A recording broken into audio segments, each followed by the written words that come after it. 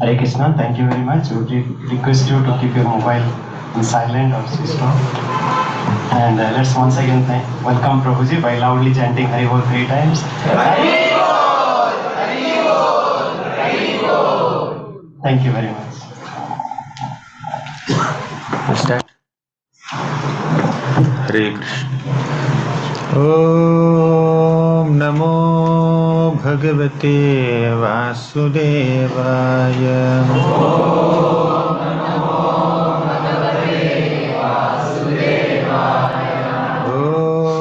Namo Bhagavate Vasudevaya.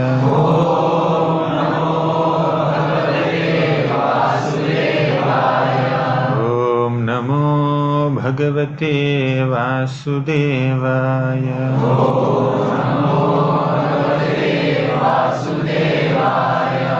Om Ajnanatimmirandhasya Gnananjanashalakaya Chakshuranmilitam Yena Tasmai Shri Gurave Namaha.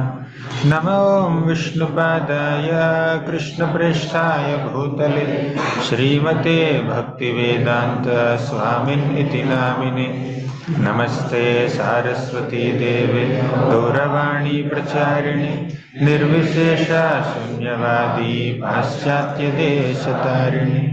Jai Shri Krishna Chaitanya Prabhu Nityananda Shri Advaita Gadadhara Shri Vasadi Gaura Bhakta Vrinda.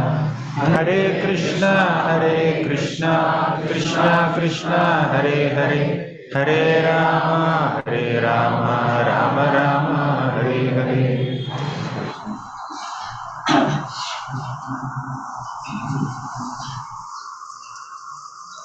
What is the name? Okay, fine.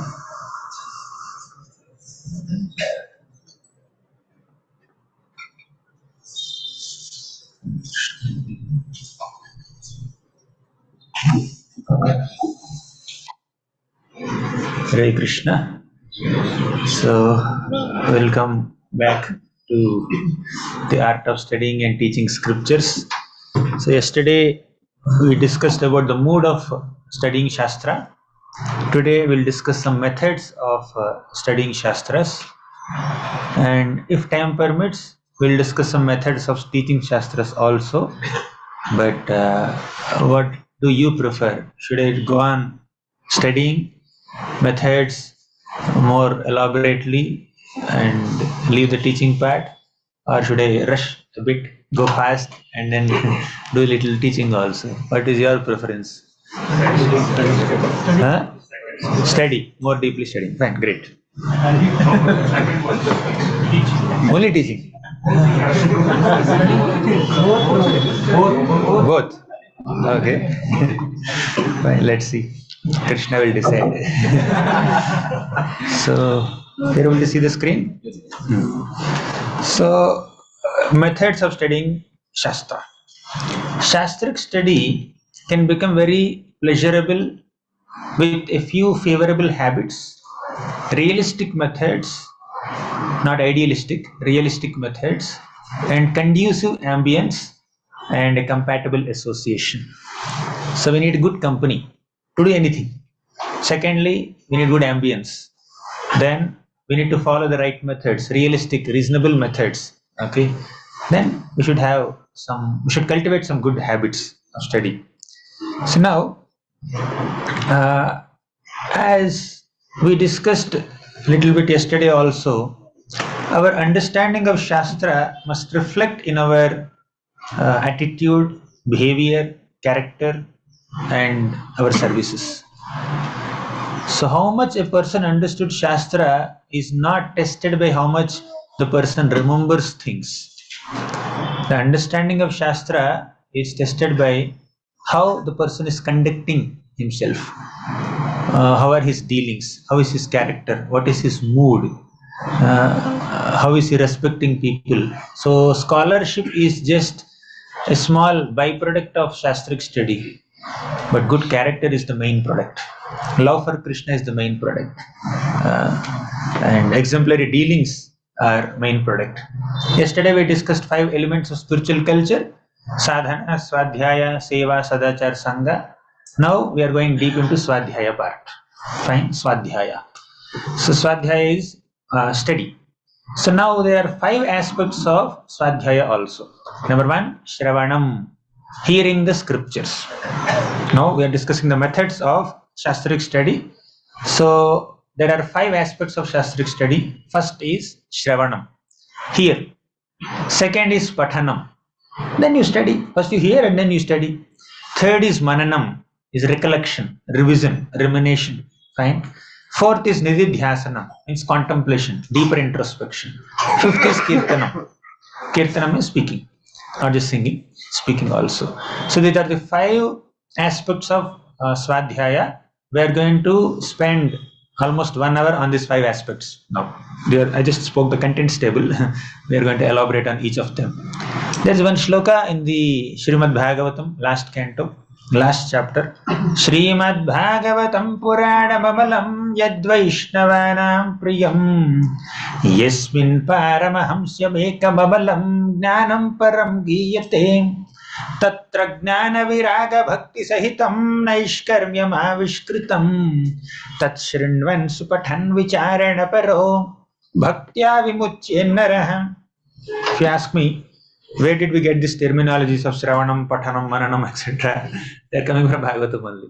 Tat Shrinvan, hear Bhagavatam. Supathan, study nicely. Vicharana Paro, Vicharana means contemplate on it. That includes revising what we have studied and going deeper in our thinking process. That is Mananam and Nididhyasanam. And Kirtan is everywhere in the Bhagavatam. So let's begin with the first element. That is Shravanam. Shravanam means hearing. So if our self-study is sufficient, why do we need schools, colleges, universities, okay, and study centers? Even in material education also, it is important that we learn a subject from a teacher, an experienced teacher. That's what Shravanam is. So when it comes to studying scriptures, yes, we need to hear from experienced teachers. Someone who has studied Bhagavatam before you more deeply, you should go and learn from that person, right? So experienced teachers help us effectively understand the right context and the content of the scripture. Okay, we may read and try to understand it with our own intelligence, but someone whose intelligence is better than us, someone whose realization is greater than us, someone whose connection with Krishna is more than us, can help us understand the scriptural statements better, right?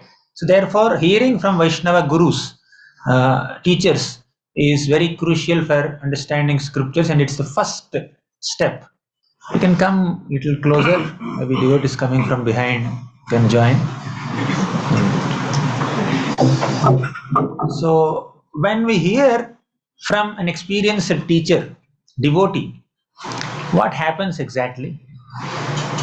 A devotee loves Krishna, and when the devotee speaks, the love within the heart of the devotee is transmitted through the speech of the devotee. The love within the heart of the speaker is coming through the mouth, is expressed through the mouth, and when that sound vibration enters the ear holes of a sincere hearer, that creates transformation. So when we're hearing from an experienced teacher, we are getting exposed to the love that the teacher has for Krishna, for the Shastra. Fine. So such hearing reminds us of our forgotten identities, that we are connected to Krishna. And there are unlimited glories of hearing from a bona fide teacher, but I will just move ahead. So with just few comments on Shravanam. So first step of Swadhyaya is Shravanam, hearing from a bona fide teacher. And apart from this, we should also try to avoid hearing from unauthorized speakers. Avaishnava mukhodgirnam Bhutam harikathamritam Shravanam naiva kartavyam sarpochishta yathapayah. If one hears Harikatha, Krishna Katha from an Avaishnava, from someone who is not a devotee of the Lord, what happens is, because they don't have proper consciousness, although they are speaking something great, some elevated subject matter, because the consciousness is not pure, so that kind of unauthorized hearing will affect our consciousness also. Milk is very nourishing food, but when the milk is touched by the lips of a serpent, it has poisonous effects. Similarly, Shastra is pure, but when it is presented by an Avaishnava, the materialistic mentality of that Avaishnava is transmitted through this presentation that he is making. Right? He doesn't give the right interpretation of the scripture. An Avaishnava cannot explain the scripture in the right and authentic manner. So therefore, we should avoid hearing from unauthorized sources. We should hear from authorized sources. That's the first step of Shastric study. Clear? Shravanam. Second step is pathanam. Here we are going deep, because Shastric study, right? So it begins with hearing. So there are a lot of glories of hearing. Now we are going deep into pathanam, self-study. So after hearing from an experienced teacher, we have to go back and open the book and study. So the teacher will not teach everything in the class. Okay. If Shravanam is sufficient, then whoever is attending the classes in the university or college will get ranks. So they don't have to go back and study at home. Okay. So we need to do some self-study also, pathanam also. Now I'm going to discuss 10 aspects of pathanam, self-study. They're there in the book. You don't have to write, but I'm going through all these 10 points one by one. There are 10 aspects of pathanam which we are going to discuss today. First is prioritization. Just like we prioritize eating meals, because without eating we cannot survive, our bodies will become weak.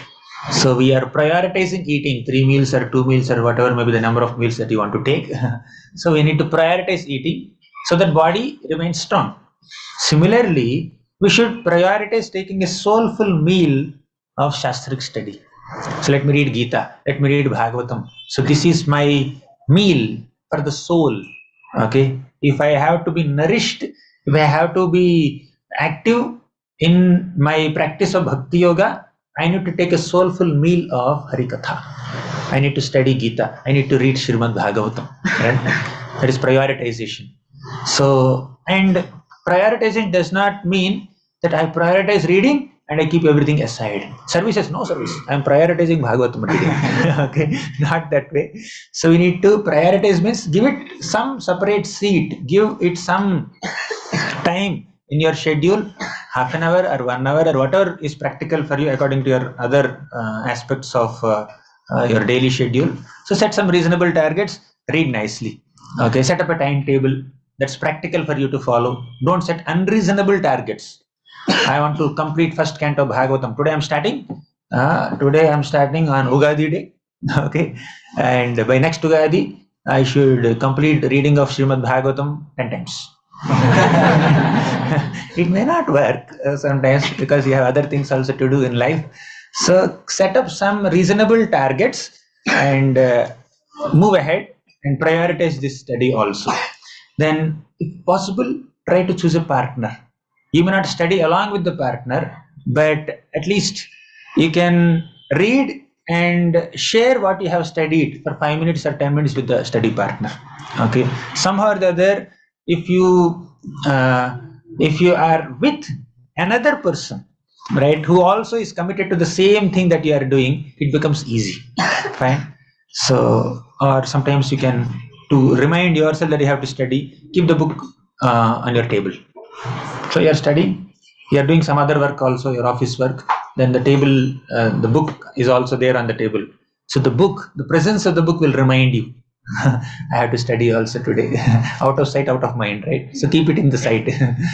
Okay, and there is much more we can discuss. So you are traveling with a bag, so keep a book there.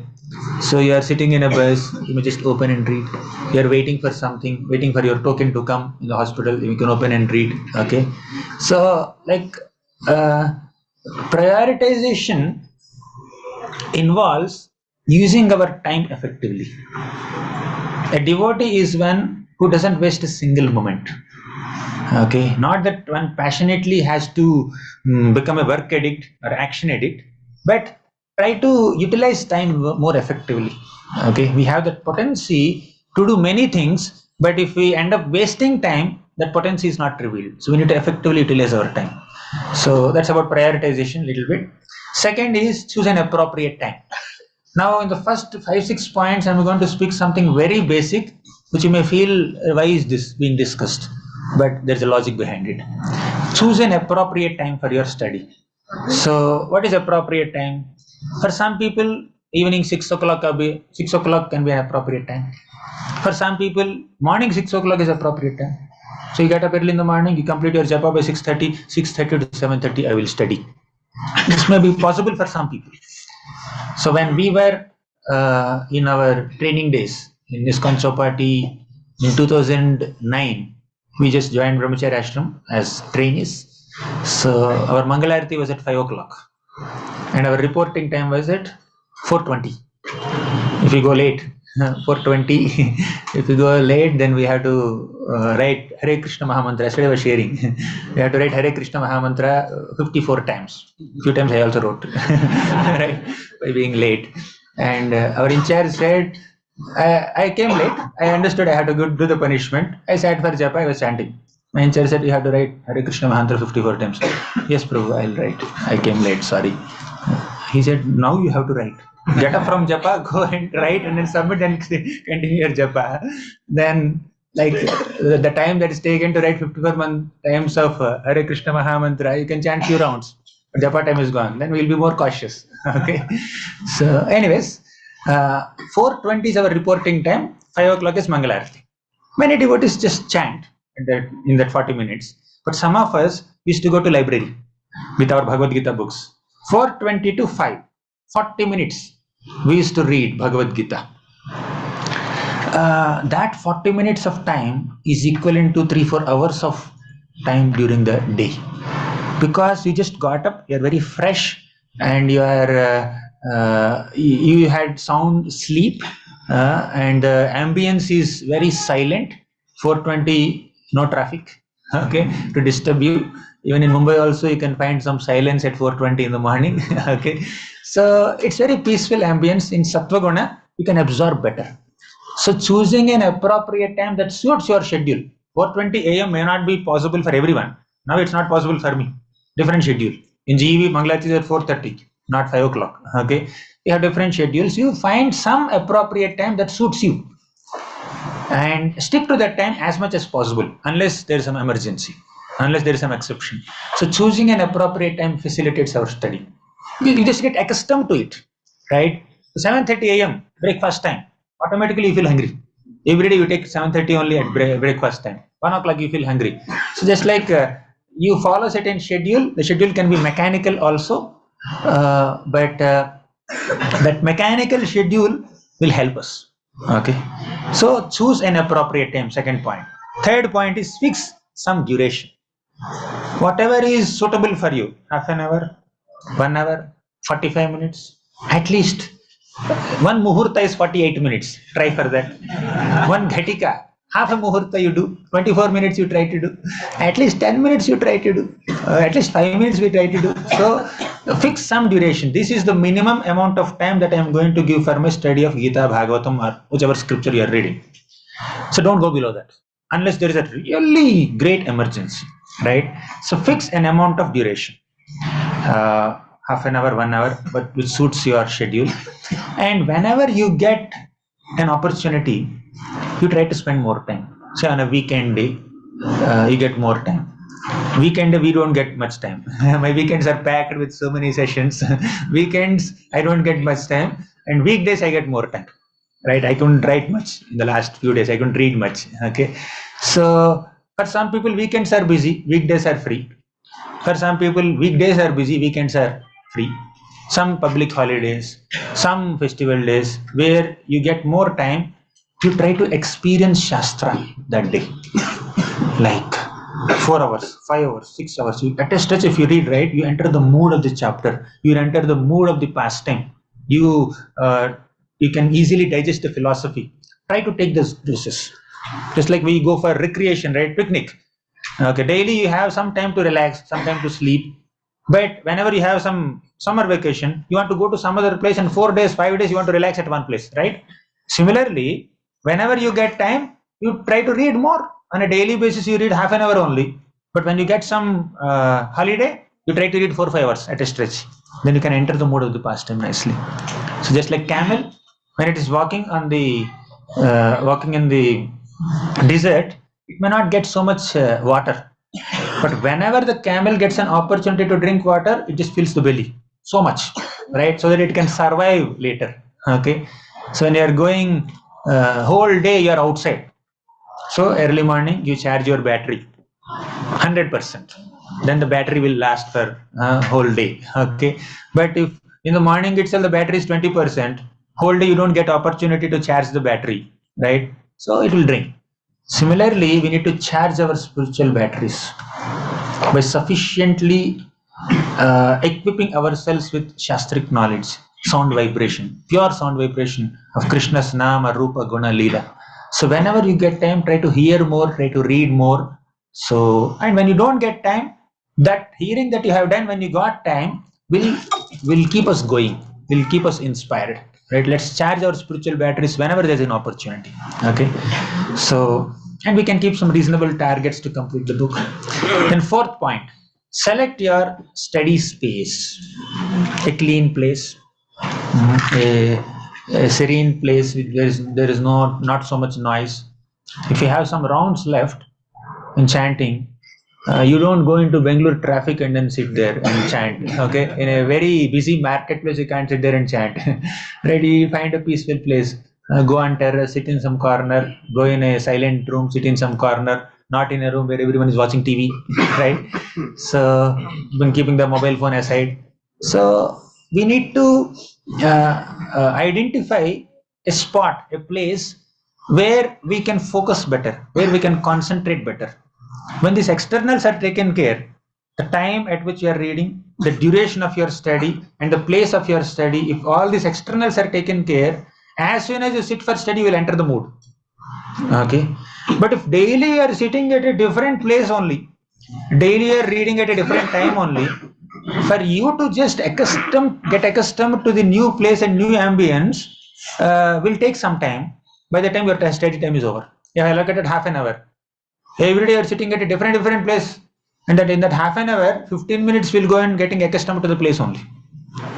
So identify a place. Okay, as much as possible, identify some suitable place where you can study nicely.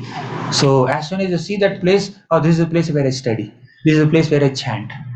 So in our temple hall, we sit and chant at different spots. So you see some devotees, they chant at that one spot since years. They are chanting there only. When they sit at a different place, it's a bit new to them. Okay, the concentration will not come. They may take few minutes to just get accustomed to the new ambience. So when we take care of these externals, mechanicals nicely, then we can enter the mood within half a minute when we are studying. So sitting at the same place every day also will aid our consistency and concentration, and mind automatically enters the mode of study. Then and also try to keep the distracting elements away. Fine, we'll discuss that. Concentration is very important. Now, once I went to our backup room, DT backup room, to wash the pots, and there are achaman cups, achaman cups, copper cups. So when they are immersed in tamarind water, they become very clean, very fast. They will shine in light pinkish color. Okay. So the pujari who went before me, he immersed all the achaman cups inside the tamarind water. Okay. I went to do my service. I have to take out all that and then rinse them with soap, and then my job is over. Okay. I have a lot of utensils to clean. Now this one cup was floating on the tamarind water. Half the cup is immersed inside the water, half the cup is outside the tamarind water, So the portion which is inside the water is very clean. The portion which is outside the tamarind water is very dirty. When I tried to scrub it, it took a lot of time. So what I did was I immersed this tamarind cup again back into the water, the copper cup back into the tamarind water, and washed the other utensils and came back to this. By this time it's clean. So the lesson here is that if the cup is not fully immersed in the water, it's not fully clean. It's half clean. Similarly, if we don't fully immerse ourselves in the sastric study, we can't get full benefit out of it. Somebody may fix an amount of duration. 1 hour I will read, 1.5 hours I will read every day. They may fix some duration. They are very committed to the process also. But while sitting there, if they are not concentrating nicely, if they are not reading properly, although they are spending 1 hour, effectively they are spending only 5 minutes or 10 minutes. They will sit there with the mobile phone. They will check one message. Okay, fine. Then they will continue to read. After 3 minutes again another message. Fine. After 4 minutes again another message. WhatsApp notification, Instagram notification, and somebody had sent a Gmail, email. So after 5 minutes, even if there is no message comes, you try to pick up the phone, right? Because you're so accustomed to it. When message comes, you pick up the phone. That's one thing. When no message comes, still you are picking up the phone just to check: is my mobile data on? Is Wi-Fi working here? Is my signal proper here? Okay, shall I open the windows? My signal is not coming properly. So when we keep all the distracting elements next to us while studying, naturally there is no concentration. Keep the distracting elements aside. If there is emergency, fine, you have to pick up phone call. If there is no emergency, there is no point checking every message as soon as it comes, or checking phone even if there is no message. Okay, so concentration and determination are very important. We will make the best out of that 1 hour or half an hour of allocated shastric study if we focus completely. If you are distracted, then what's the point? Half an hour you have allocated. Every day I allocate 1 hour, Prabhu. Weekly quota is 7 hours. Sometimes I do 10 hours reading also, but I don't retain anything. We don't retain anything because we are not giving ourselves completely. Although we allocated time, we have not allocated attention. Right? Not just allocating time, we should allocate our heart, allocate our attention also.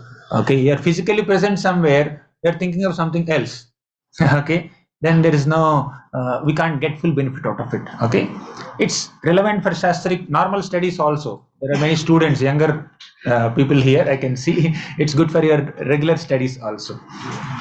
Okay, so next, sixth element. You have allocated time and you are choosing an appropriate time of study, and you also have kept all the distracting elements aside. Okay, everything is proper. You have followed the first 5 steps nicely, but still you are unable to understand Shastra. One reason could be you may not be holding the right book. We need to hold the right book at the right time. You can still come closer if you want. Anything, bro? So we need to hold the right book at the right time. For a small child, if you give Ujjvala Neelamani or Lalita Madhava or Vidagdha Madhava or Prema Vaivarta or what else, Brihad Bhagavatamrita. So what will they understand? Okay, give them some story book to read. For a person who just began Krishna consciousness, right? You can't directly begin with Uddhava Gita, right? So you are preaching to some new young boys. Okay, you read Uddhava Gita. Some intellectual people may be able to process it, but you begin with something simpler, On the Way to Krishna, Science of Self-Realization, Coming Back. Science of Self-Realization and On the Way to Krishna are some of the initial books that I read in Bangalore and ISC only. So first On the Way to Krishna I read, then Science of Self-Realization, then Second Chance, Ajamil, the Second Chance. Okay, then Coming Back. So these are some initial books that I read even before starting Gita. So we need to hold the right book at the right time. If you are holding a book that is beyond my capacity to digest, I can't understand. Although I am taking care of the first 5 points. Okay. So we can choose a right book under some right guidance. If you are in touch with some senior devotees, they will suggest, okay, you read this. You read Gita? I read Gita. Fine, then you can start Bhagavatam. You didn't read Gita? You want to read Rasa Panchadhyay? No, don't do that, please. So they will suggest what is right and what is wrong, which book I should read. Okay. So depending on your level of advancement, how much exposure you have to the path of Krishna consciousness, so they will be able to assess a little bit and suggest a right book for you to read. Okay. So we cannot feed rabdi to a newborn child. Okay, newborn child has to drink mother's milk only, right? They can't handle paratha. Okay, they can't handle some very paneer fried rice. They can't handle, right? So better stick to what we can digest at this moment. So that's important. Then seventh, say you are sufficiently experienced to read a very highly philosophical book. Just imagine you're sufficiently have spent some time in Krishna consciousness, but still there are different topics within the scriptures. There are some sweet pastimes and there are some dense philosophical episodes. One day I was reading second canto of Srimad Bhagavatam at 9:40 or 9:30 p.m. in the night. Whole day I had a very hectic schedule in the construction site, okay, in GEV. So I couldn't read much. So I came back to the ashram around 9:30 p.m. I opened second canto and started reading. One of our senior devotees came. He said, what are you doing? I said, I'm reading second canto. I couldn't read whole day. Then the devotee said, why are you reading second canto now? It's so technical, it's so philosophical, and you're already so tired, you're exhausted. So this is not the time to start a intellectual activity. Read Krishna book, okay, happily sleep. Early morning you get up, and then you finish your rounds, then you can come to second canto. So although like a person can is sufficiently experienced in Krishna consciousness to read both Krishna book and second canto Bhagavatam, for example, take that case. But the timing is also important. So there are some times where you need a lighter read, okay, some pre-digested material, Damodar Leela, Krishna Sudama Leela, right? So some simple pastimes, if you read, you can digest them better. Ultimately, we are supposed to spend some time with Krishna, right, through our sastric study, pathanam. So what topic should we read depends on the timing of our reading also. So late in the night, you can't just digest Uddhava Gita or second chapter of Bhagavad Gita or fourth chapter, karma in akarma, akarma in karma. Right? All that if you try to understand, already when you're exhausted, half asleep, what will happen? You just read simple Damodar Leela Krishna book and then sleep. Then when you are full, like when you are fresh, when you're strong, not exhausted, not sick, then you read some dense philosophy. Of course, there are some devotees who can read dense philosophy. So they have severe headache and they are unable to sleep in the night. They get up at 1 a.m. and they can open Uddhava Gita and digest. Right? I cannot.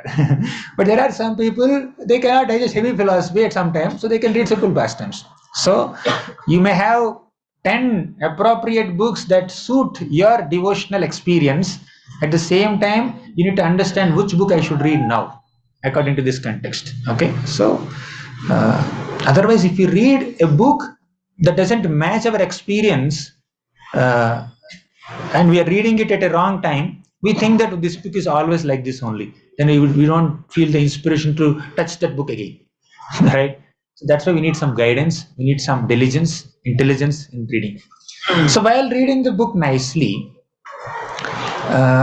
like you try to understand the stories, learn the stories, learn the concepts, and get some flow. While trying to keep track of all these things, stories, concepts, philosophy, and flow, don't miss on the essence. What is the essential instruction that this pastime or this chapter of Gita or Bhagavatam is teaching me? So we need to keep track of the stories. Sometimes you are reading a storyline, so you begin reading one pastime today and you complete that pastime after 3 months. Sometimes you may not be able to keep track. So therefore, good pace is good. So you have gone through the story nicely. You have gone through the concept, philosophical concepts also nicely. Fine. You could get the flow also, right? But we can't miss on the essence. What is the most essential message that this pastime is giving me? What are the most important key lessons that Prabhupada is highlighting in his purports? Okay, so we need to identify them. Okay, so otherwise sometimes we may get lost. There is less time, but still I'll try to cover this. If you read any Prabhupada's book, the scripture that Prabhupada has translated, whether Bhagavad Gita or Srimad Bhagavatam or Upadeshamrita or Isopanishad, you pick up any book, Chaitanya Charitamrita. So Prabhupada follows this structure. So there are 5 aspects of an explanation of the scripture. You know what are they? This is called Vyakhyana. Vyakhyana means a commentary or an explanation. The 5 aspects are Padachedah Padarthoktair Vigrah. Vigraho Vakya Yojana Akshepasya Samadhanam Vyakhyanam Panchalakshanam. So to give a Vyakhyana, commentary to a scripture, several acharyas follow this format. First step, Padachedair. They take one shloka and they break the shloka into small pieces. Right? Avajananti mamudha manushim tanumashrita param bhavam ajananto mama bhuta maheshwaram. Avajananti, one word. Mam, second word. Mudha, third word. Okay. Manushim, fourth word. Tanum, then ashrita. Like that, they break that shloka into individual words. Fine. That is called Padacheda or Sandhi Vicheda. Clear? That's the first step. You can see Prabhupada's any book, right? You open Bhagavad Gita, you see there is shloka and it's transliterated nicely in this English also. Then there is word division. Then Padarthokti means generating meanings to each word. Okay. Manmana bhava madbhakto madhyaji mam namaskuru. So man, mana, bhava, mad, bhakto. Like that individual words are identified. Then you start generating meanings to each word. Man mana, always think of me. Bhava, become. Mad bhakto, my devotee. Mad means my, bhakto means devotee. Like that meanings are generated to every single word. Then third is vigraha. Vigraha means giving real meanings to compound words. Okay, which otherwise could be interpreted in different ways. Sometimes a word can mean something in one context. The same word can mean something else in another context. Okay. Like Atma. The word Atma is generally understood as soul. But in some context, Atma can refer to Paramatma, super soul also. Sometimes Atma can be body also. Sometimes Atma can be mind also. Sometimes Atma can be heart also. Sometimes Atma can be universe also. So sometimes Atma is used in a generic sense. Self, the self is Atma. So we need to understand the meaning of the shlok of the word according to the context. So apart from giving literal meanings to these words, acharyas also have to give contextual meanings. In one shloka only, in one line only, Atma word can come 2 times. One Atma refers to the body, one Atma refers to the mind. One Atma can refer to soul, one Atma can refer to super soul. Right? So Atmanam Akhilatmanam. So the Supreme Lord is the soul of all souls. Fine. One Atma is referring to the Lord, one Atma is referring to the Jiva. So we need to understand that the meanings of Sanskrit words are not eternally frozen in a dictionary. They take on different meanings according to the context. And when one word is combined with another word, the meaning is different. So that contextual meanings and the meanings of compound words with necessary explanation has to be given by an acharya. So Prabhupada does that also. Then fourth element is Vakya Yojana. Vakya Yojana means to generate a sentence. Vakya means sentence. So Prabhupada generates a prose sentence from the poetry shloka. Okay. So poetry shloka is there in 2 lines or 4 lines, and there is a prose translation of it in 5 lines or 6 lines. Right. So there is some English prose sentence that is generated from the Sanskrit shloka, that is called translation. Okay. Then fifth is akshepasya samadhanam. We are coming to purport. Akshepasya samadhanam means akshepa means an objection. Now a shloka can be understood in multiple ways. It could be interpreted by different people in different ways. So a bona fide acharya has to give the right and appropriate and most important meaning to that shloka and explanation to that shloka in the purport while countering the arguments given by other people. So once in IISc only, when I was in college here, so I was organizing a drama, okay, philosophical drama, who am I? So then somehow I got into a discussion with one of our PhD students. I was requesting him, you please play this role in my drama. Okay. So he agreed. And we were discussing. I made the drama with lot of comedy and entertainment, and proper message by showing Bhagavad Gita and all. Okay. Proper some spiritual message at the end. And I wanted, he's a little elderly person. Elderly means not so old, but definitely older than me. I was in masters and he was in PhD, right? So I asked him to play that crucial role. So we got into a philosophical discussion. You know the shloka? Mattaha parataram nanyat mai sarvamidam protam. So my understanding of the shloka. What is your understanding of the shloka? Shambhavi, can you say that? What's your understanding of the shloka? Anyone else here? Mattaha parataram nanyat. No one is greater than me. That's what I also understood. Since childhood I have been reading Gita and this is my understanding. You know what he said? Mattaha parataram nanyat means no one is different from me. Krishna said everyone is God. That is his conclusion. Right? So Mattaha parataram nanyat means no one is different from me. Everyone is God. Okay, we are all God. Are you God? I asked him. Yes, I am God. Am I God? Yes, you are God, he said. Okay, then why am I suffering here? You have not realized that you have God. That's why you are suffering.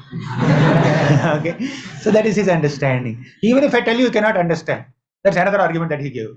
Okay, you are very young. You can't understand. You are in just 20s. Okay, so you cannot understand. Once I'm also in the path of understanding only. I'm also realizing that I'm God. That is his understanding. Okay, so this kind of misinterpretations of Shastra or wrong understandings presented by people must be countered by a Vaishnava Acharya. Yes, we are qualitatively similar to the Lord. We have sufficient examples in Shastras. Okay, there is achintya bheda abheda tattva. There is no difference between the Lord and the living entity in terms of the spiritual nature. He is spiritual, we are also spiritual. He is eternal, we are also eternal. He is Sachidananda, we are also Sachidananda. But the quantitatively there is a difference also. If you don't acknowledge the quantitative difference and overly emphasize only on the qualitative equality, then it is Advaita. Dvaita means focusing only on the duality. Advaita is focusing on the differences also. But we can reconcile both. Yes, there is difference and there is equality also. So the Lord is supreme energetic, we are energy. Fine. So without energy, there is no meaning to the energetic person. And without energetic person, there is no existence for the energy.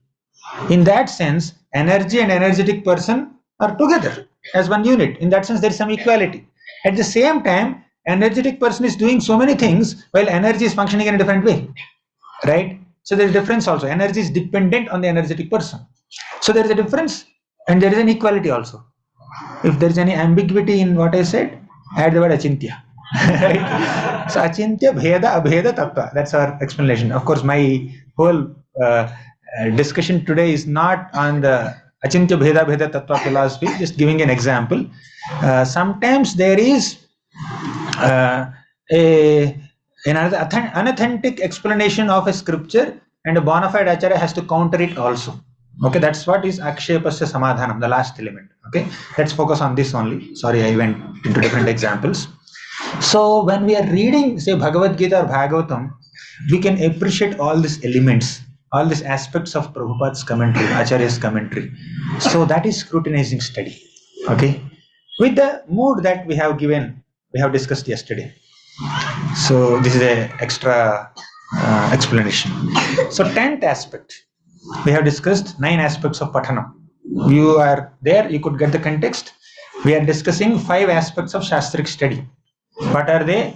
Shravanam, pathanam, mananam, nididhyasanam, kirtanam. So we discussed about shravanam.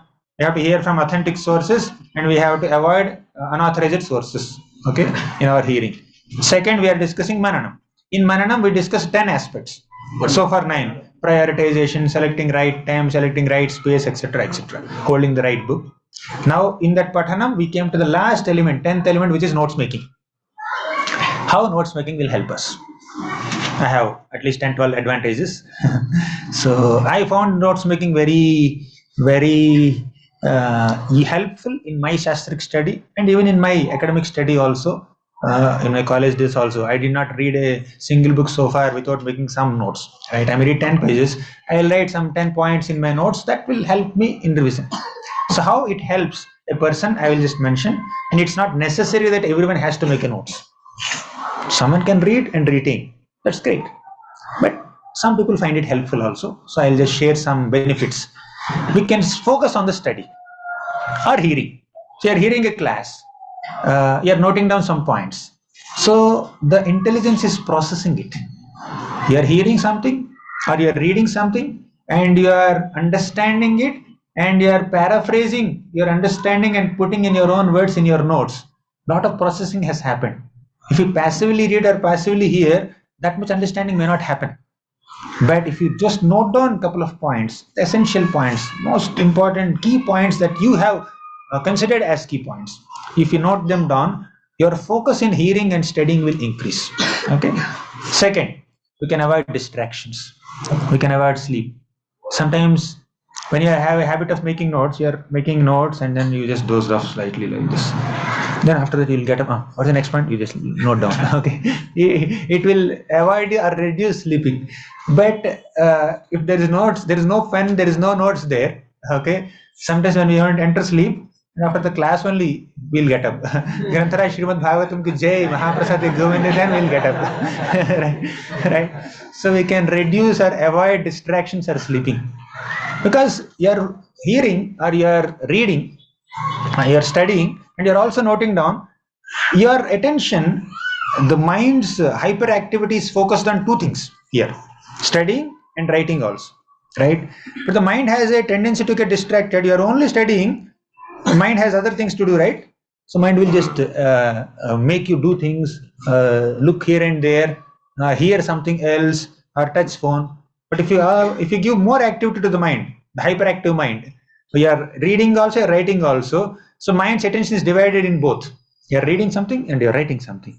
So 2 activities are there. For a restless mind, if you give 2 activities, it becomes easy to focus, right? So it helps in some way. Then we can retain what we could relate with. You may read 10 pages, but every line in all the 10 pages may not immediately connect with you. You may not be able to relate with it, because we will be able to relate with certain shlokas or certain purports or certain pastimes depending on our devotional maturity, right? So at this moment of time, with my level of maturity, I can relate with these points. Like Chaitanya Charitamrita is there. At the end of Chaitanya Charitamrita, Antyalila, Mahaprabhu's Mahabhava is described, how his body is getting elongated. It's very difficult for an average struggling sadhaka to immediately connect with or relate with all these ecstatic pastimes. Mahaprabhu is exhibiting Mahabhava in Radharani's mood, right? So there are some devotees who are very advanced, they can dwell on those pastimes, esoteric pastimes, right? So now at my level of advancement, I can relate with some things nicely. So if I just make a note out of it, I can intensify my relation with it. I can increase my connection with those points more, right? So then we can easily recollect by reading the notes that we have written personally with our own handwriting. We can recollect better, and writing in our own words makes our understanding more clear, as I said some time back.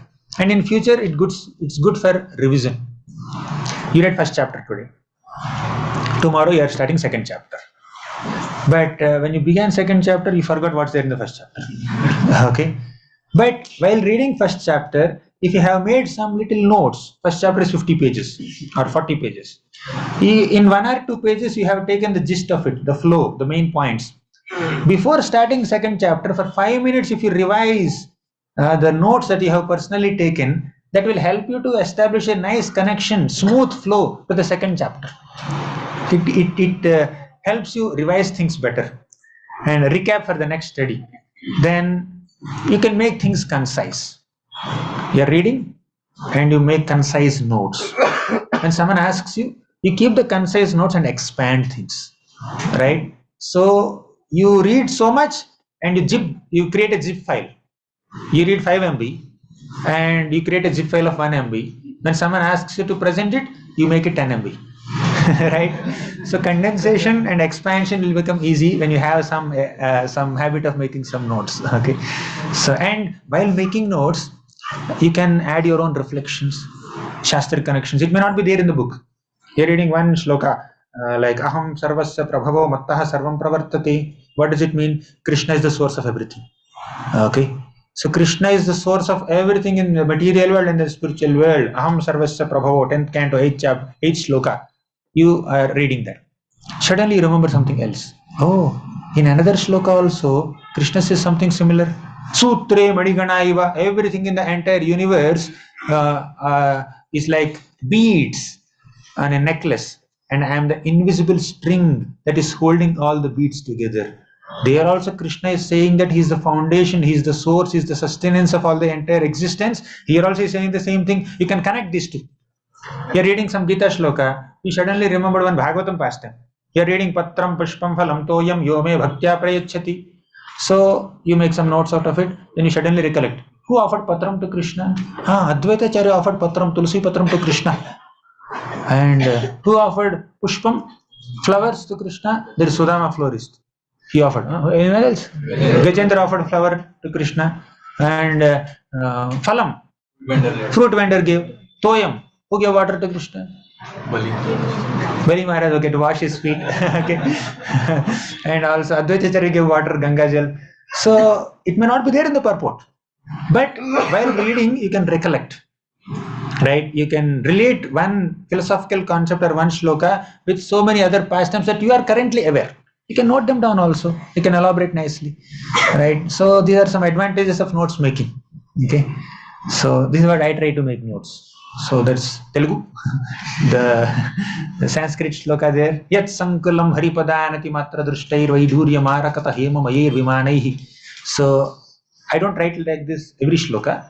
Some shlokas which I like to memorize, I like them for their sweetness or for their philosophical depth or for its description of Krishna's qualities.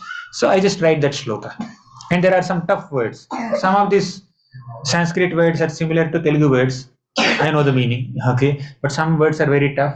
So I write the selected meanings of some selected words in black ink there. See, red ink is the shloka. Black ink is the words of some selected Sanskrit words translation, and the black lines next to the shloka, that's a paraphrased version of the translation, right? A condensed version of the translation. Then the blue points below the shloka, they are like some important key points from the purport, and the pencil marks there, they are like additional things which are not there in the book, not there in the purport. Like that, you make your own notes in your own style. You have your own way of making notes. Sometimes we may make mind maps. Sometimes we may do some pictures, right? So draw some pictures. So when I'm reading the cosmology section of the 5th canto, just by reading, I'm unable to retain things. So then I started drawing things. So I read one shloka and made some drawing. Next shloka, added something to the drawing. So after reading like several shlokas in the chapter, I made a structure of Jambudvipa. Right? I tried to make some measurements also with a protractor, all that. Okay. We didn't have protractor, so I took one like plate, glass like this, and I just made a circle like this. And inside that, I filled in all the islands and oceans. Okay, marked something. So just one figure one picture gave the essence of 15 shlokas or 30 shlokas. So like that, you try to draw some pictures, make some mind maps, and make some points, and make some acronyms. So it makes the notes very engaging experience. So that helps you absorb. Okay, it seems like an academic exercise. That's fine, but that's why I said another point.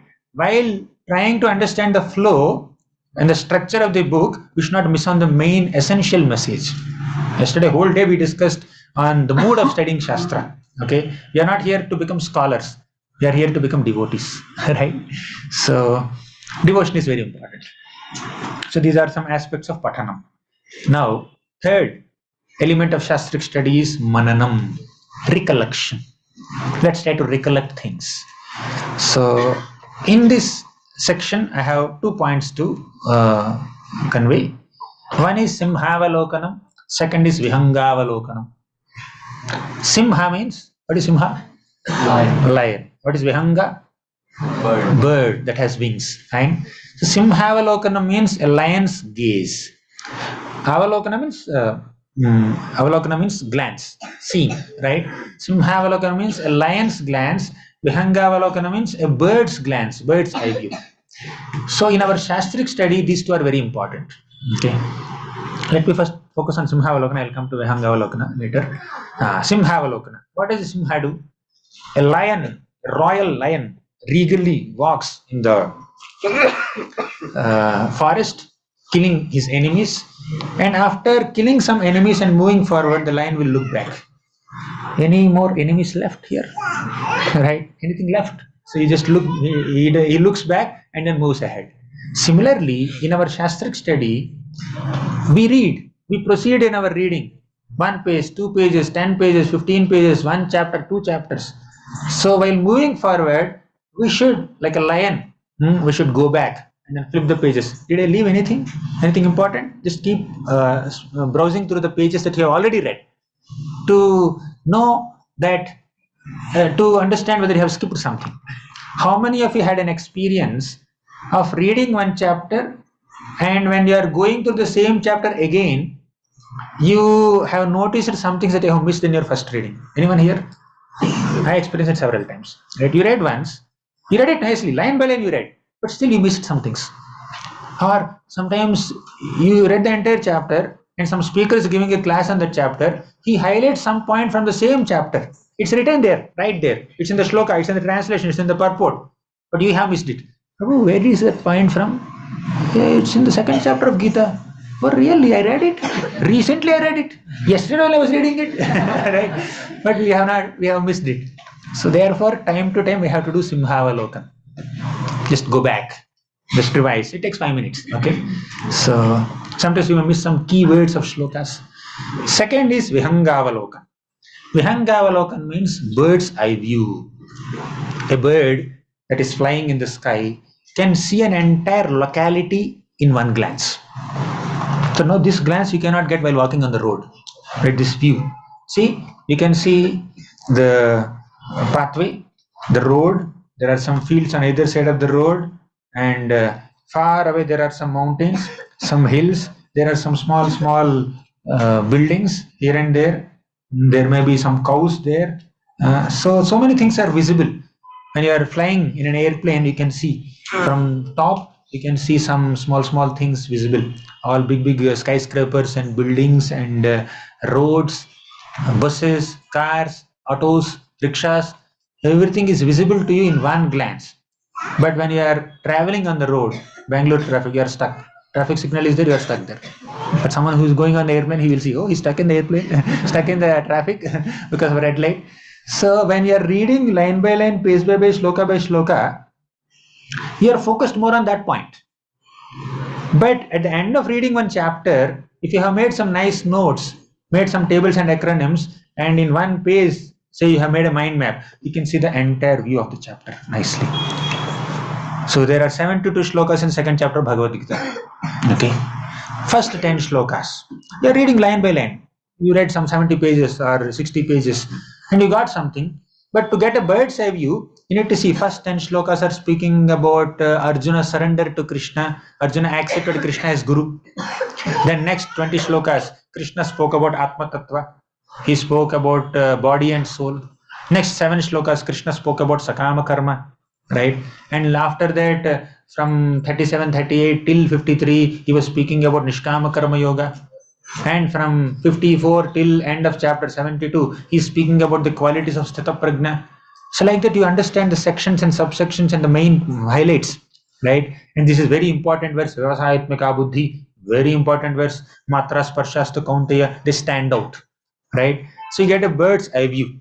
What are the main things, main philosophical points and the key shlokas, and the overall structure, sections and subsections and connections and links between 2 shlokas or 2 sections. So all that you can see when you have a bird's eye view at one place. So this kind of overview, if you have in your mind, you can expand it when you're explaining to others easily, right? So there's a content slide, right? There's a content slide in a presentation that gives a bird's eye view of the contents of the entire 1 hour presentation.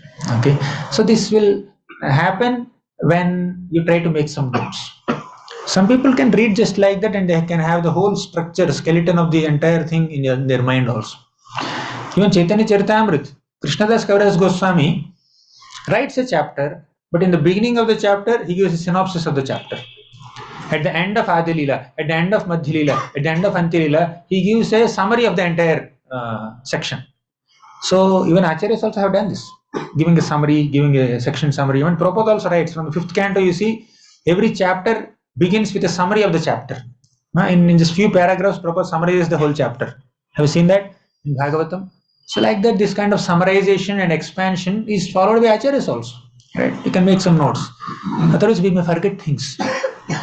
Why in a managerial meeting, there is somebody who takes minutes of meeting. Have you seen? And you keep on referring to the minutes after 5 months or after 10 months also, after 2 years also. Why? We may not be able to remember everything that is discussed in the meeting. In so and so meeting on so and so date, we have discussed this. Any proof? Where are the minutes? Right? So minutes are required. So just like we take minutes in a meeting, let's take notes in our meeting with Bhagavatam, in our meeting with Bhagavad Gita, right? And it's not mandatory item. It helped me. Okay, it helped many people that I know. I'm just mentioning it. It's not a mandatory item of Shastric study. Okay, but it's a helpful item. So how many items we discussed so far? 3. Shravanam, pathanam, mananam. Next is nididhyasanam. Nididhyasanam means deeper contemplation on scriptures. Manana means you are revising or recollecting what you have already studied. Fine. Nididhyasana means you are deeply contemplating on it. You are introspecting on it. You are trying to connect one thing with another thing in a very wonderful philosophical way, right? So that's deeper contemplation. Now, you read and revise and retain things in your memory. But how will you realize it? Right? Remembering is different from realization. So you read a shloka and you remembered it. Sometimes we ask in our kids' classes, you ask, what is that shloka? They'll immediately raise their hand and they will say the shloka. What is the meaning? Sometimes they may not be able to say. So it went into the memory. That's good for them. Okay, at their age. That's great that they are memorizing. But we are not just meant to retain the contents of the scriptures literally. We should also ruminate on them. We should try to reflect on them. We should try to go deep into them. So a child is there and the teacher is teaching A, B, C, D. Child is writing A, B, C, D. So the teacher is making one line like this, 45 degrees, another line, 45 degrees, one horizontal line. Okay, the child is just doing drawing. Okay. So then similarly B, similarly C. Next day the teacher asked, write A, what is A? Write B, what is B? Because the child made the drawing of the alphabet, but the child did not recognize that this figure is this sound. The child did not associate that this figure with A, this figure with B, okay, this drawing with C. He could not connect it, right? Similarly, when we're reading Shastra, we are not just meant to just take all the things in the memory only. We should reflect on them and go deep into it. We may memorize so many formulas in a mathematics classroom, unless we know which formula is applicable in solving which problem, what's the point of memorizing so many formulas, right? So we need to not simply remember things, we should process them, analyze them, analyze the information with intelligence. So that is called contemplation. Prabhupada says, deeply contemplate or introspect on what you have studied. Okay. So Prabhupada says, we shouldn't blindly follow something, instead we must understand things with logic and reason. This requires nididhyasana, deeper contemplation. Fine. Now, in our scriptures, there may be 4-line shloka, but purport is 4 pages. Where is it coming from? From the 4 lines only 4 pages are coming. All this is coming from the reflection, realization, introspection of the acharyas. They are not literally repeating things. They are, you can want to come forward, many devotees are just standing there. I don't know if there is any space left. So the original knowledge coming from the Lord is further expanded by all these great acharyas for the benefit of everyone. Fine. Such an expansion is not a result of speculation, it's a result of contemplation, realization, introspection. Fine. That is nididhyasanam. We need to realize things. Read between lines, but in line with parampara. Reading between lines does not mean you speculate or concoct something. Read between lines in line with parampara. Fine. So that's the 4th point. Now 5th element of shastric study is kirtanam. How kirtanam is part of study? Yes, we learn the shastra through these 4 elements that we discussed: shravanam, pathanam, mananam, nididhyasanam. And we continue to learn the shastra through kirtanam. When we start speaking what we have understood, we will understand it better. We may read, we think that we understood it. When someone asks, can you please explain it? Not sure. Okay, or you explain in a certain way which is not exactly reflecting a proper understanding, right? So after learning the scriptures through shravanam, pathanam, mananam and nididhyasanam, one continues to learn them through kirtanam, right? So sometimes we think that we understood, but we have not understood. When we speak, others will understand how much we understood. Right? If we have not understood it, people will understand that we have not understood it when we are speaking. Right? If you have understood it, people will understand, he understood it. Okay? So that speaking, that expression, that explanation is important to assimilate the Shastra. It's not necessary that you have to give classes only, by the way. You don't need a Zoom class. You don't need a YouTube live like this. You don't need a mic and sound system and 200 people sitting like this. You can share Shastra with others also. That's my next point. Is speaking meant for public gathering only? Not necessarily. Yesterday we were discussing, right? Paraspara anukathanam pavanam bhagavadyashaha. Paraspara anukathanam means devotees will sit together and discuss Harikatha. And thus they purify themselves, right? It's not necessary that we restrict our Krishna Katha only to public gatherings. If there is a Pandal program, I will speak Harikatha. If there is a Zoom class, I will speak Harikatha. If there is some big festival, I will speak Harikatha. No, I can speak Harikatha with my friend also while taking prasadam. Okay, we speak so many things in our private conversations. As I said yesterday I was saying here only. Yes. Even a casual conversation or gossip amongst the gopis and gopas and Vrindavan is also Harikatha. Okay, so in Chaitanya Charitamrita, Lord Chaitanya Mahaprabhu and Ramanand Rai, only 2 people, 10 days they were discussing Harikatha. Every night they will come together, they will discuss about Lord Krishna. Only 2 people. Big audience was not there. And we also have Lord Chaitanya Mahaprabhu discussing Harikatha like that regularly with Haridas Thakur. And once Rupa Goswami visited Haridas Thakur in Jagannath Puri. Then Mahaprabhu, Haridas Thakur, Rupa Goswami. 3 of them sit together, discuss Harikatha. Another time Sanatana Goswami visited. Lord Chaitanya Mahaprabhu, Haridas Thakur, Sanatana Goswami. Only 3 people. They discuss Krishna Katha. And another time, Mahaprabhu is traveling from Shantipur to Jagannath Puri. On the way they came to Madhavendra Puri temple. Only 5-6 people. Mahaprabhu along with Nityananda, Jagadananda, Damodara, Mukunda. 5 of them, maybe few other people were there. Just few people sat together and discussed Madhavendra pastime. So our Krishna Katha need not be restricted only to formal, official, public gatherings. It can come into our private conversations also. Okay, one-to-one conversations also. And can speaking be an impetus for study? Next question. Okay, it can, but it need not be. Okay, so there is this Parasparana Kathanam I covered. So sometimes, yesterday I was saying to someone that in my childhood, my mother would ask, "Why don't you study now?" Okay, you have to sit and study. I said, "My exams are in March. It is January going on. Why should I study now?" So just like students don't study unless there is an exam. Okay, if there is exam tomorrow, even if parents don't say also, they will do night out also and study. Whole night they don't sleep, they will just study. Okay, because there is exam tomorrow. But when there is no exam tomorrow, so whole day they can play, they don't study. Okay, so why study has to be restricted only to exam days? It can be every day also. Good students study on a regular basis. Right? Similarly, why we have to restrict Bhagavatam study only to giving classes? Okay, tomorrow I have class, so I'll study today. Right? So why are you not studying? I don't have any class in the next week.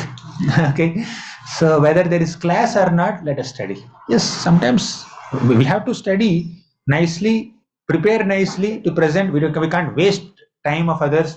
200-300 devotees are sitting here. If I just sit here without any preparation or understanding or knowledge, I'm wasting not just 1 hour.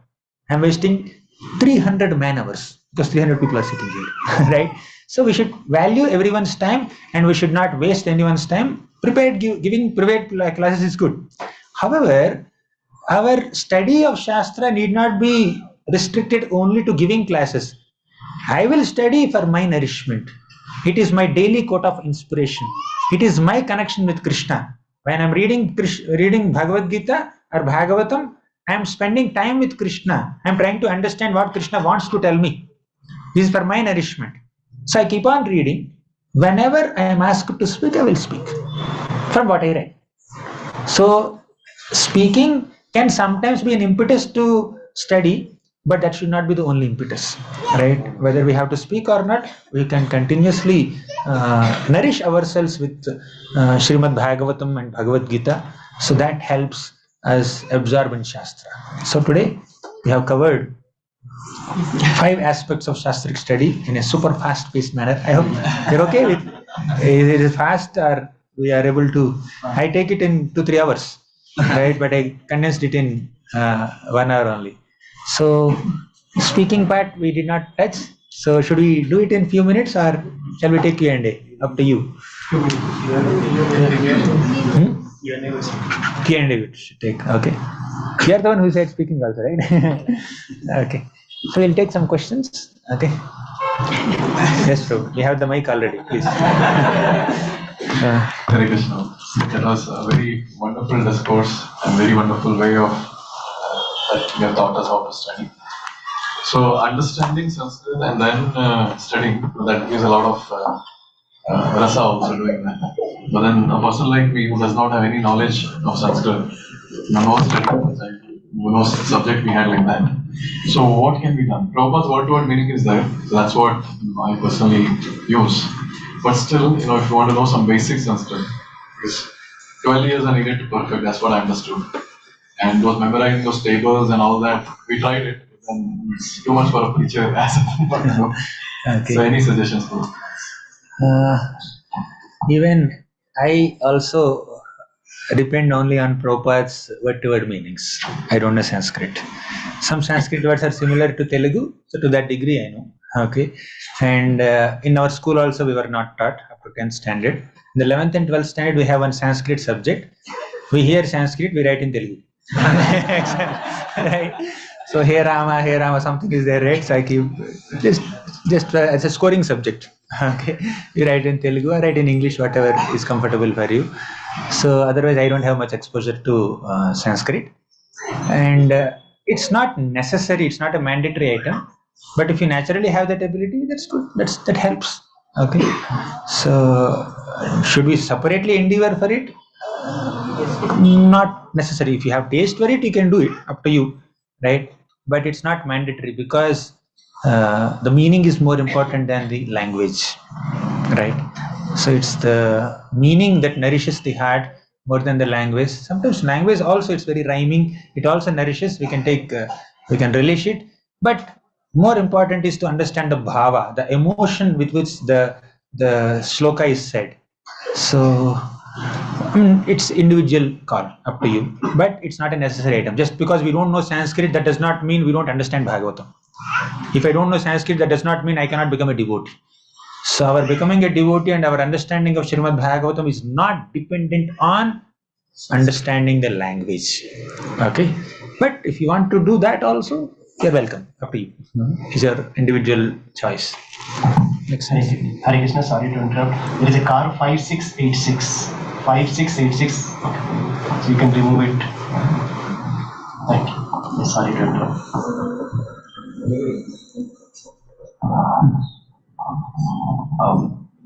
Hare Krishna, Prji, thank you so much for a very wonderful talk. So one thing I observed is not from you, like with all the great speakers, when they recite the sloka, they recite it very rhythmically, very rhymingly. But when we study this sloka, it is very difficult to just read it itself. Like how to make any tips for making this as very reading it in very. The next session is supposed to be how to learn shlokas. The fourth chapter of the book, Art of Studying and Teaching Scriptures, has one section which is Art of Learning Shlokas. So anyone can easily remember them, recite them, and understand them by following a few tips. First thing is, if you love the shloka, you will learn it. Okay, it begins with love. So many Hollywood, Collywood, Mollywood, Tollywood songs, people just remember, repeat, sing nicely. They may get even awards in their competitions also. So do they have any songbooks? We have Vaishnava songbook. They don't have Tollywood songbook, right? But still, because they loved the song for its music, or for its meter, for its meaning, or because the person who is singing it, or the person who is acting there for that song. So something about the song attracted their minds. So because they loved the song, it went into their memory. Similarly, if you love the shloka, it goes into our memory. We can love the shloka for its meter, or for its meaning, or for the personality who's saying it. Oh, Kunti Maharani is saying this shloka, she's my favorite character. So let me memorize all her prayers. Oh, Bhishma is saying this shloka. Oh, I respect him a lot. He's a great Mahajan. Let me memorize all his prayers. So depending on who is the personality who is offering that prayer, that shloka gets extra attention. Okay.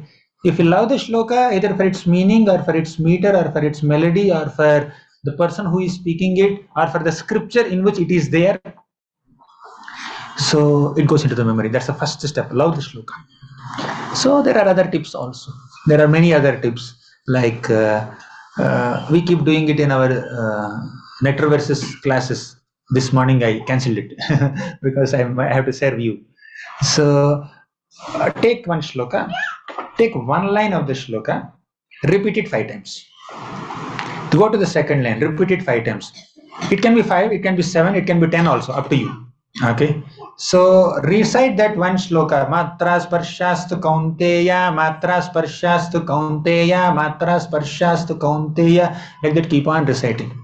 Recite in a meter, not like prose, like a poetry. Because when the meter goes into the memory, even if you miss some syllables or words in the shloka, you will understand it, you will recognize it. It's not fitting into the meter. I think I have missed some words, right? So most of the shlokas are in certain format, right? They are in certain chandas. So therefore, reciting a shloka in a particular meter helps memorizing it, retaining it. So you take one line, recite it 5 times or 10 times. Then go to the second line. Minimize the task of the mind. Okay, focus on individual lines of the shloka, and then try to recite it without seeing. First you see, and then recite matras parshastu kaunteya, matras parshastu kaunteya, and you hide it. Then you say matra sparshastha kaunteya, matra sparshastha kaunteya. Go to the second line. So after a few times you will take it into the memory. Another point that I can say is that you want to learn some 10 shlokas, okay, in 10 days. Allocate 10 minutes. Today at 8 a.m. you began reciting the shlokas, 10 shlokas. 8 to 8:10 is your shloka recitation time. In this 10 minutes, you can recite these 10 shlokas at least 5 times, depending on your pace, or 4 times. And repeat the same 10 shlokas at the same time tomorrow also. Day after tomorrow also. Within a week, all the 10 shlokas in that same order will enter your memory. It can take 15 days for some people, it can take 5 days only for some people. We have not memorized Narasimharti prayers. Every day you attend Mangalarti, Narasimharti is in your mind. Samsara Davana is in your mind. It goes into the memory.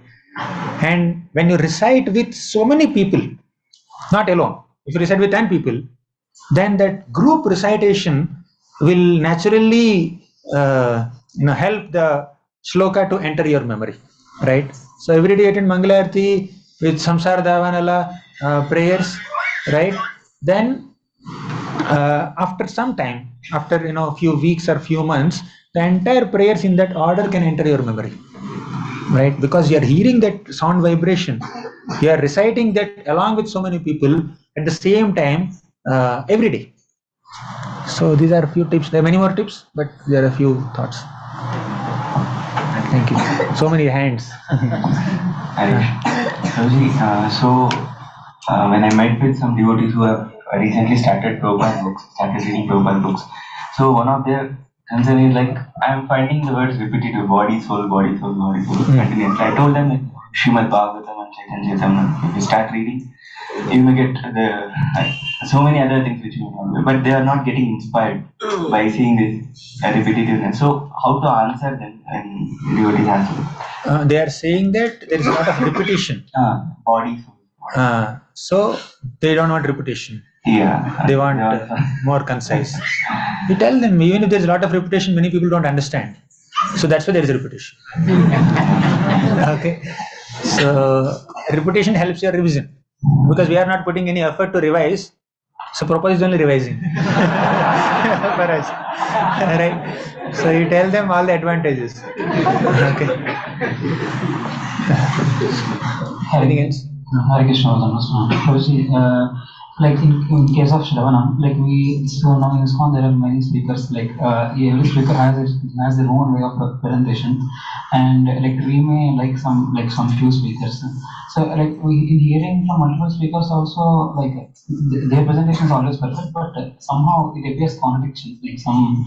Like one speaker is like in same pastime also, like when we want to apply in our life, like some contradictions we may find. So sometimes it may feel that why to hear from multiple speakers and confuse ourselves. Let us speak to some particular speaker. So how we should go about it? So contradiction in terms of philosophy or presentation style. Presentation style can be unique. What contradiction are you talking about? Application in our lives, and applying that point in our life. Like now, application, sometimes somebody may emphasize on one point more than other point. So that's fine, that their individual moods are there, okay, but contradiction in philosophy means if there is a deviation from the main philosophy that is taught by our acharyas, then that's a matter of concern. But if you can switch off that mic. If there is just a variety of transmission of content, if the speaking style is unique, then we just respect that style. You relish the variety, but if you prefer to stick to one speaker or few speakers only because you are able to relate with the presentation style, that's fine.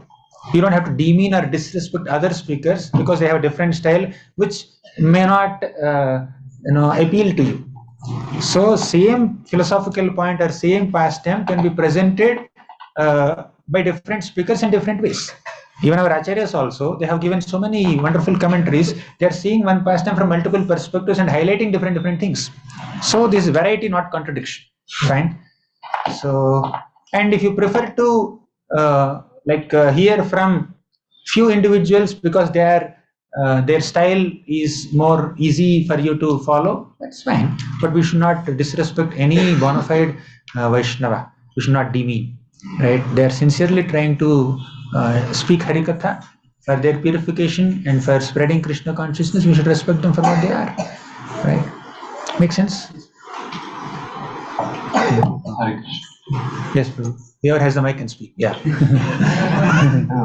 Like when we read the shloka in word to word Prji, so like sometimes it is in a poet format, like poetry, then it is relatable and we are able to recite, but it is in prose format. Similarly, word to word meaning also is there. So we should read that, like what is the significance of that, because when we are reading a translation and purport, that is understandable to our mind and intelligence.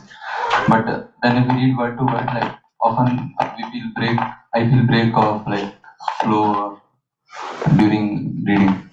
Oh, okay, fine. So you are saying that you read shloka, then word to word, then translation, then purport. You find some break in the flow. Yes. Huh? If you find like that, then you keep an exclusive time for reading that word to word thing, and then in one reading you read all translations.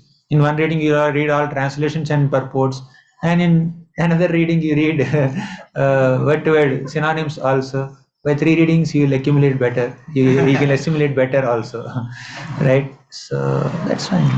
We can do like that. Yeah. Yes.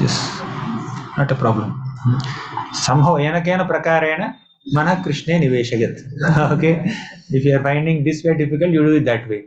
Ideally, just go through everything, right? Read shloka, read word to word, read translation, and read purport. That's like a systematic flow that is there. But for some reason, if you are finding something difficult, then you read translation and purport once in one reading, and you keep another reading to read fully with word to word also, right? Anything is from You mentioned about meditation and once for first time readers of Srimad Bhagavatam, cantos and when we are reading first time, and as you said that that time the absorption is not to the level. Sometimes what happens is that you get stuck with the shlokas also because you're not understanding. But in your mind it's like इस तरह से करेंगे तो फिर कभी खत्म ही नहीं होगा for the first time readers. And if I start making notes, then it will take again. I'm not spending also like 2-3 hours in reading. It's my daily. So in that kind of a confusion, probably which one to pick up as a new reader, first time readers. I mean, how to, because there's so much anxiety goes on. And I want to learn also shloka, I want to read also, I want to finish also, I want to understand. You can make an individual choice. What's your preference? Okay. You can do all these things parallelly also if you have that bandwidth. Otherwise, if you choose to just get familiar with the pastime, flow nicely, just do that. Then you can memorize the key shlokas later. But if you want to memorize shlokas also in your study, that's also fine. So you can choose something depending on your preference, right? Thank you. Hare Krishna, Guruji. Really, how much time split should be there between shravanam and pathanam? It can be back to back also. No, like how much time should we devote to shravanam and how much to pathanam? Because Okay. pathanam tends to take much more time. It depends on how much bandwidth we have. Like both have their own advantages. When we are hearing from an experienced speaker who is presenting a particular subject matter, some philosophical concept or some pastime, we have the advantage of understanding it deeply based on their experience, their reflections, their realizations, right? So we have that advantage. In reading, there is another advantage. When you're reading, you can pause. Okay, you read one shloka, one purport. You can pause, reflect, ruminate, and then go to the second shloka. But in hearing, you cannot pause. So 1 hour class is there, 2 hours class is there, you are with the speaker. If you pause, the next point made by the speaker is gone. Right? If you pause and reflect, then you cannot, you may miss the next point made by the speaker. So in hearing, you are taking advantage, taking benefit of an experienced devotee's realizations and experiences.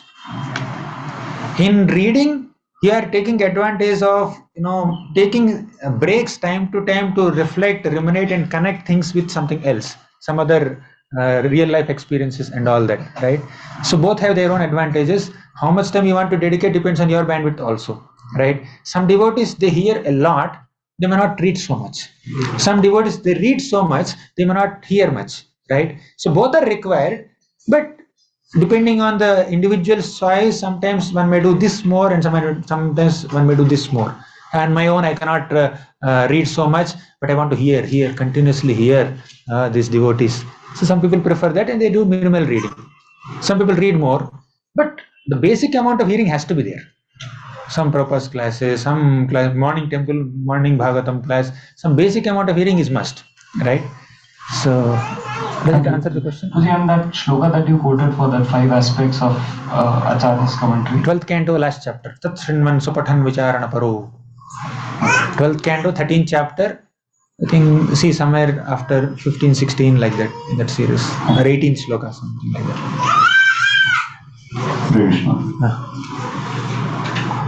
Yes, Great. Thank you so much for the wonderful class, Prji. When we are reading, like because of our work and family life, there is so much distraction.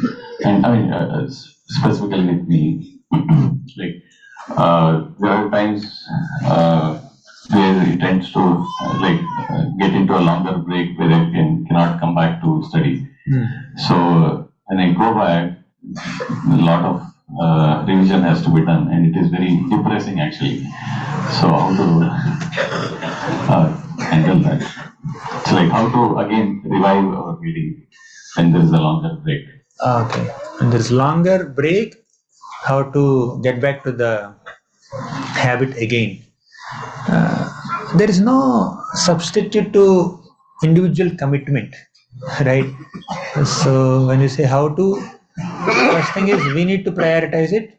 Secondly, we can always have some friends, close friends in our community who can give us that gentle, humble, friendly reminders. Prabhu, I think a lot of break. I think you should get back.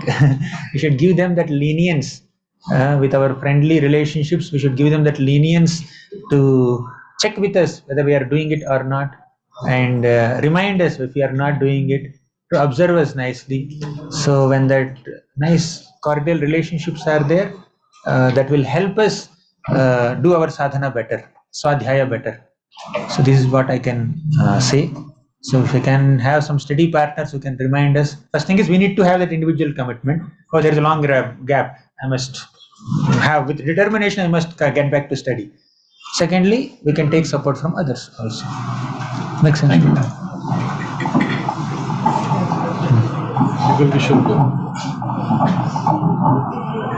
Anyone from this side, Mata's side? Hare Krishna.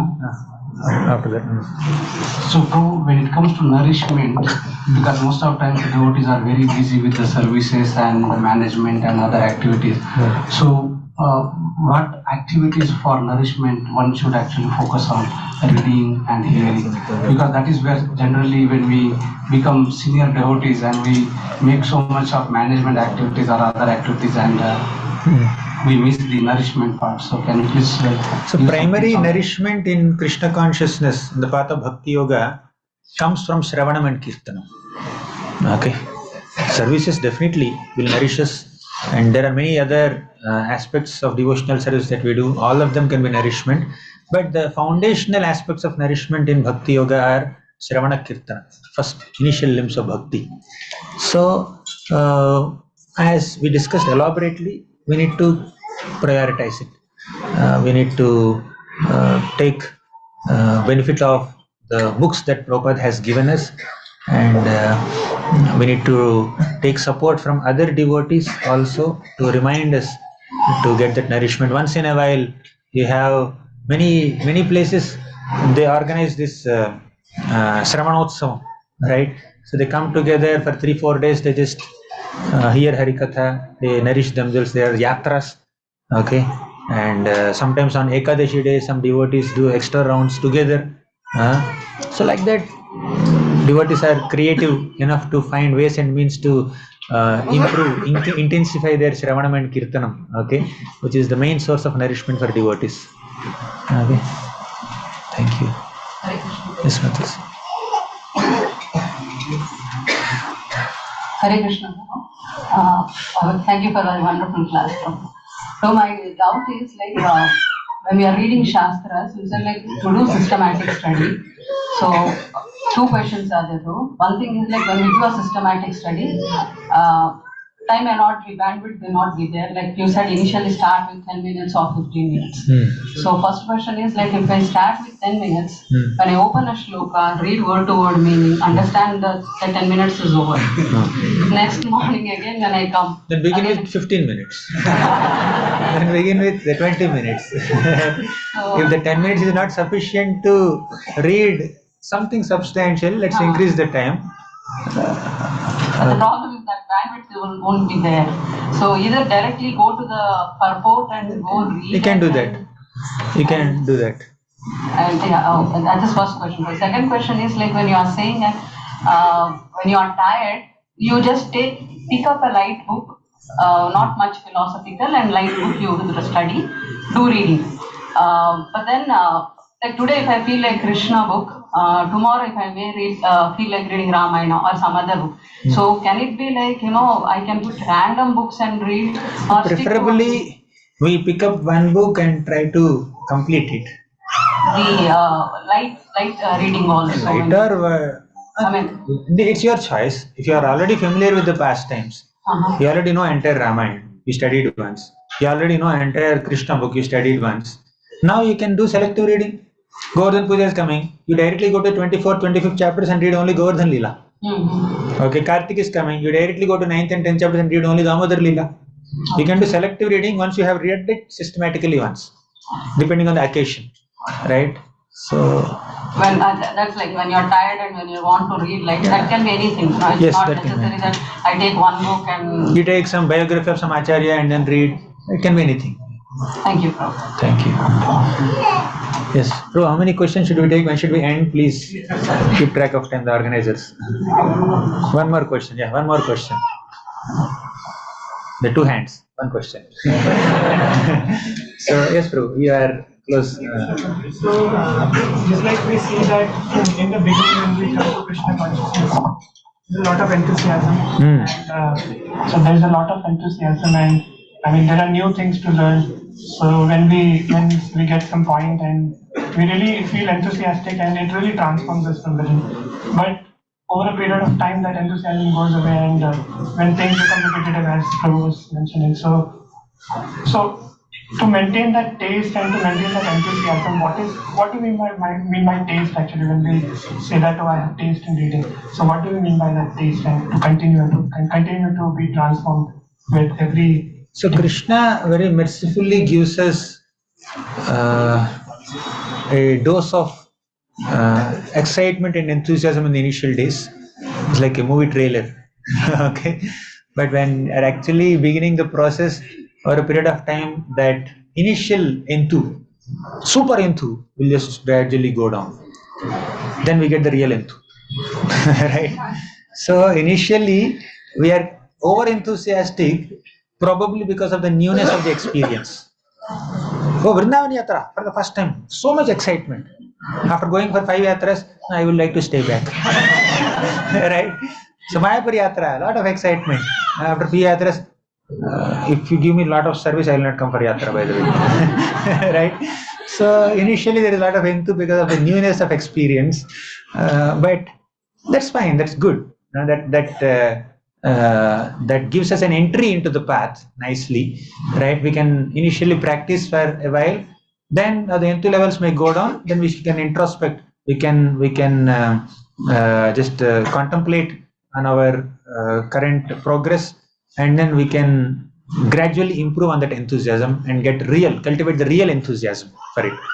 So initially the newness gives us enthusiasm. Once the newness is gone, actually bhakti is new at every moment. Okay, but a conditioned soul, when he begins the practice of bhakti, sees newness only in the initial days, and after a while it becomes little dry, to the degree one is not giving himself to the process completely, right? Otherwise, if we are doing bhakti in the right spirits, okay, then the enthusiasm remains always fresh. Like you see, Tadeva Ramyam Ruchiram Navam Navam Tadeva Shashvan Mahat Manaso Mahotsavam Tadeva Shokar Navasoshanam Drunam Yaduttama Shloka Yasho Nugiyate Ramyam Ruchiram Navam Navam. The process of bhakti, the content of Bhagavatam is always tasty, always relishable. But sometimes we may not be able to relish when our spirits are little low. We need to borrow some enthusiasm from those who have it. Okay, in the association of devotees, it becomes easy for us to move ahead. So there's nothing to worry. Okay, as long as we are with devotees, we can improve. We can come back to our initial enthusiasm also, right? But it's normal in anyone's life. Initial enthusiasm is high and it becomes little low. Then we introspect, and in the company of devotees, we increase our enthusiasm nicely, right? This is normal for many people, not just you. Okay, we'll conclude. Thank you very much. I'm very grateful to all the devotees at ISKCON Whitefield for having me with you and making me speak Harikatha for this couple of days. And if there is any mistake that I have made, many experienced devotees are there, senior grahasthas are there here. If I have made any mistake in the presentation, please forgive me and correct me. Okay, but I'm very happy and grateful that I got this opportunity to spend 2 days with all of you, and I'm definitely carrying a lot of inspiration and sweet memories with my interactions with many sincere devotees here, and definitely it's a very wonderful visit for me. So thank you very much. I'm very grateful to you, and I especially thank the leaders, our Harikshetra Prabhu and Sudhir Gopal Prabhu, Yugal Kishore, for many devotees here.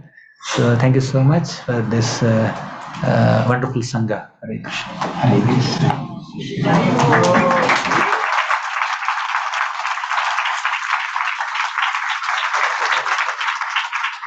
Hare Krishna. Just had a grand feast of Gaur Purnima just a couple of weeks back, where we heard Apani Acharya, how Chaitanya Mahaprabhu taught us, the process of bhakti, and now Gauranga Darshan told us, how to have Shastra Chakshu, how to have Shastra Darshan. And the beauty is that, because Prabhuji has gone so deep and he's so much absorbed from his childhood. So you're saying that from his childhood, how he has so much of taste in reading Bhagavad Gita, reciting Bhagavad Gita, different scriptural verses and so on, and how he is really increasing that absorption more and more and more. That it is very contagious. And now with this so much exemplary behavior, right? Not only he's inspiring so many devotees in some part of India, but now all over the world. Everybody is looking forward to have his association. And we are very, very grateful to Prabhuji that he has so hectic schedule. Yesterday he had more than 7 hours of classes, and today also it's the same. And it's not that because he is here, but every day is like that. A lot of devotees, they want to have this online association, physical association, because sometimes we are traveling and the devotees are calling Prabhuji, can we have your program here and that. But we are very, very thankful once again to Prabhuji that he chose some time to spend with us, to inspire us, to go deep, right, into the Shastras. Because yes, Prabhuji is saying this is the true nourishment.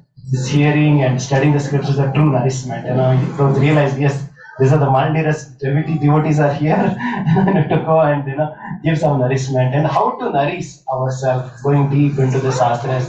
Very beautifully Prabhuji has given in the Subodhini books and more than 30 books Prabhuji has given. He was saying that another 5 books are coming. And how to even read Bhagavad Gita in detail. Right, so we are very, very thankful. So let's thank Prabhuji from the bottom of our heart by loudly chanting Hare Krishna Mahamantra. Hare Krishna, Krishna Krishna, Hare Hare, Hare Rama, Rama Rama, Hare Hare. And we humbly pray at the lotus feet of Pandurga Giridhari Mahaprabhu, Lakshmi Narsimhadev, Panchatattva, and our Guru Parampara to shower the choicest blessings upon Prabhuji so that he continue to inspire all of us with his nectarian words and verses and all the deep nuggets that is there in the scriptures. Thank you very much, Prji, for giving us an appreciation of what is there in our scriptures. Thank you very much. So yes, Prabhuji is giving another 2 programs, one in Akshara now at 12 o'clock in Akshara Whitefield, and then second part of the Mukunda Mala Stotra is there in Panatur, in our Panatur Bhakti Center. So I will request the devotees to please take advantage of it.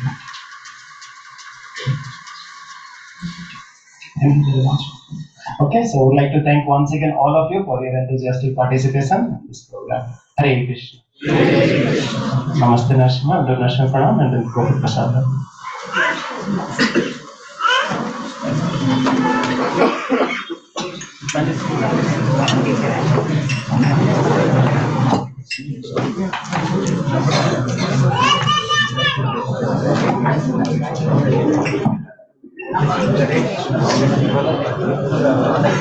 Jai Narasimha, Shri Narasimha, Jai Jai Shri Narasimha.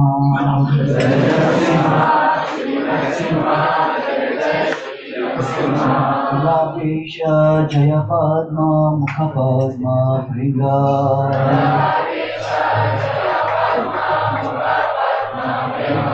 Ugram Viram Mahavishnu Jvalantam Sarvato Mukham.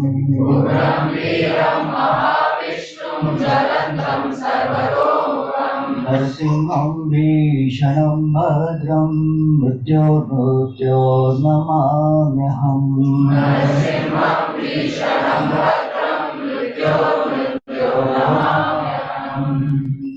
Namaste Narasimha.